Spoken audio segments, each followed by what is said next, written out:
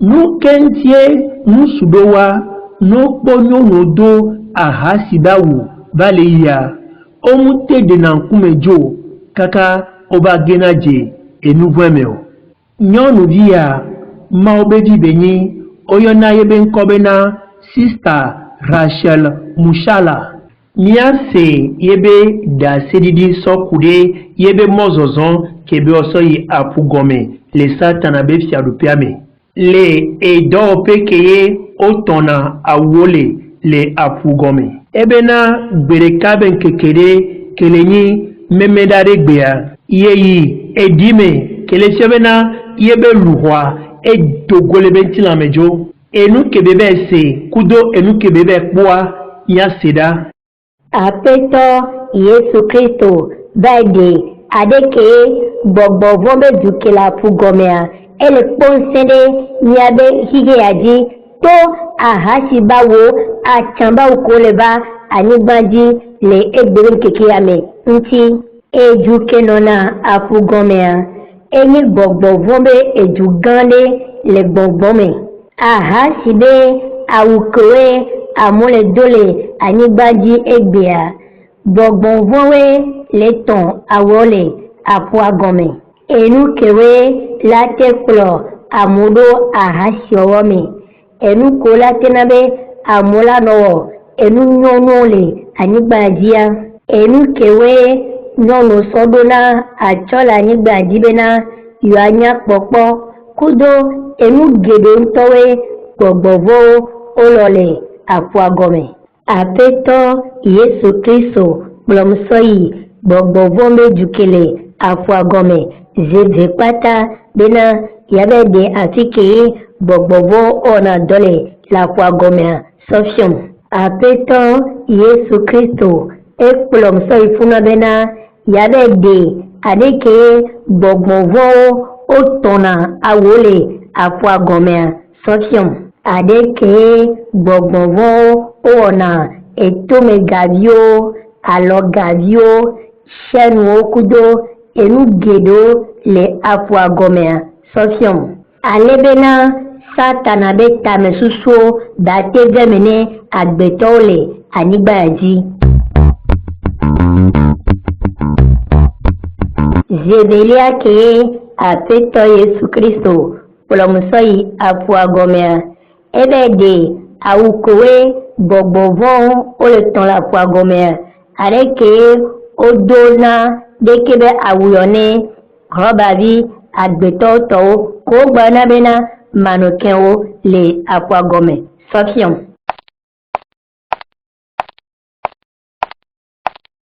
Emegbia mvakpo gbogbo von pata korona apugomea be apeto korona bena afuta esia nyonua kempo gbogbonvon ya eba le kpo awukowe gbogbonvon oton la fois gome bena de oton awo sigbe adekeye yele di nene ma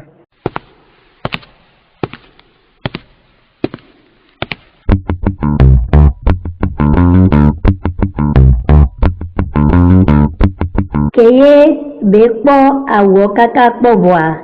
etone gbogbo vo koleton awo bena onena bena awo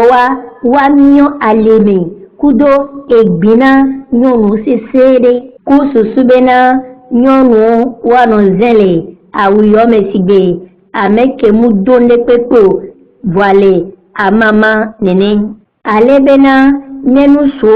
ole kpo nyonu ole awuyo mea ahasibe tete kpo bano bawaji kebe blo enya zereka kwa eto enukoko sesere le blombena nya gbogbo hoya ninye bena enu wende agbeno no beni voa nila blewe kaka bena ola no nuvoya le wanto be nyanyame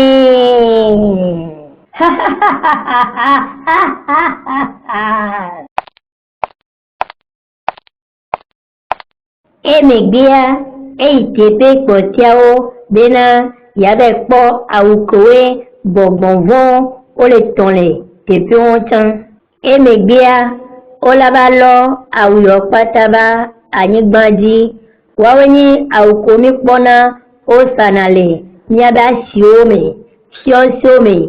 tepe bobo, ye, amole dele, anyigbandi, egbebe kekiome, emi kpona. Enya wula gan kele enya mea yele nyibena aha sibe gbogbonvon o benade awuyo patame jogbe vwen toa amobele ple awuyo sole dovo voa omunya satana kudo gbogbonvon be tame susu ke odo sokude awuyo be dodo ntio voa neno nyanya mene amesiame koe dona aha siba wuyo bena ne yoku bereka yoma jipo bedo voa yolebe no ezoma vome godo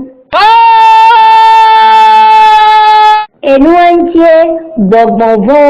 otona wia alegbegbe bena nyonu wano zele awuyo mesigbe aha si oto nene elabena onye bena apeto Yesu Kristo ntocha elena fu dekebe awuyobe dodo gbogbonvon onye bena amesia mekodona wuyowa nokua oje zomavome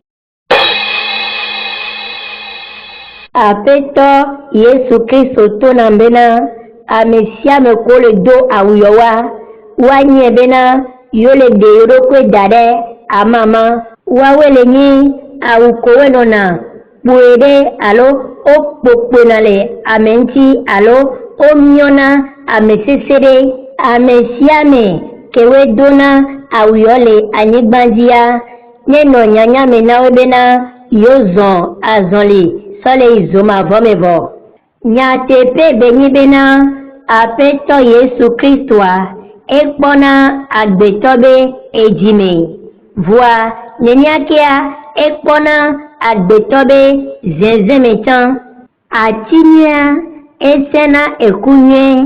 apeto Yesu Kristo dibena yanane nyanya bena ahasibe awukowe amolo dole anyigbandi legbebe nkikeomea awuyowa kuleya muni anyigbandi ona wolo voa gbogbonvon ona dekebe awuyo ahasi owobe gbogbonvon we ona dekebe awuyo sokaka apugomeke nyanu suwo kudo de kadevio kewele do ahasi owo matri owo kudo ade esile amero kwentibe uhewa iye miba glona bena alo ke ponyondebe ata yebe ano alo yebe egbia ye nabe yeba jenu bwemea midi bena nya tona mi bena munye nyono bentila dede ye klona mido ahasi o alo enabena midena sile nyaro kwentio voa midi nya tona bena enu ameveye yelenyi nyono bentila kudo wabe ahasi ba ukoso dunantia